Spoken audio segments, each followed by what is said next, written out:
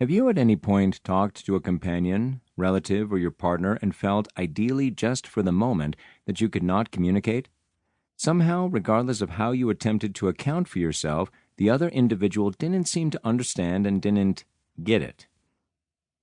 Communication between two people can be essential, pure and streaming, or it very well may be difficult, stressed, and choked. So much relies on communication style. I recollect an experiment in which two people were set in front of an audience to talk. The first two speakers appeared to indeed battle and couldn't prop a progression of conversation up. For this situation, the communication problem had to do with speed. One of the speakers had a fast style of talking, terminating words, expressions, and sentences rapidly, and absent many deferrals.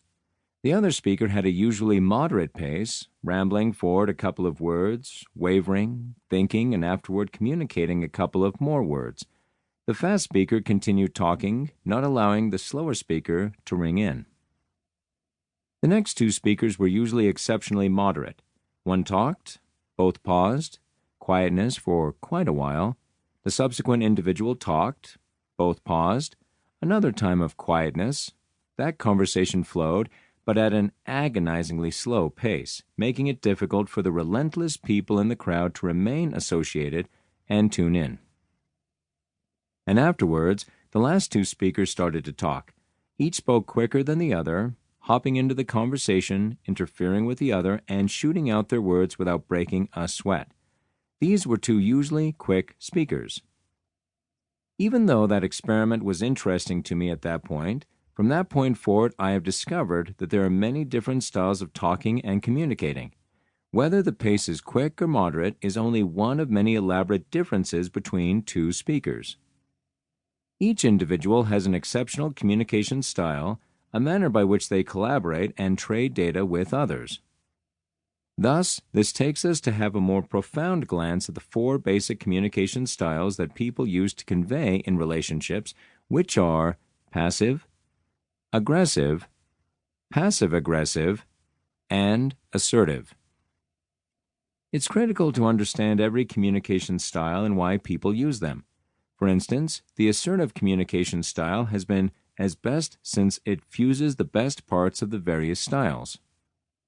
When we separate these four styles, we'll better understand each style's attributes, standard expressions, and what makes them one of a kind.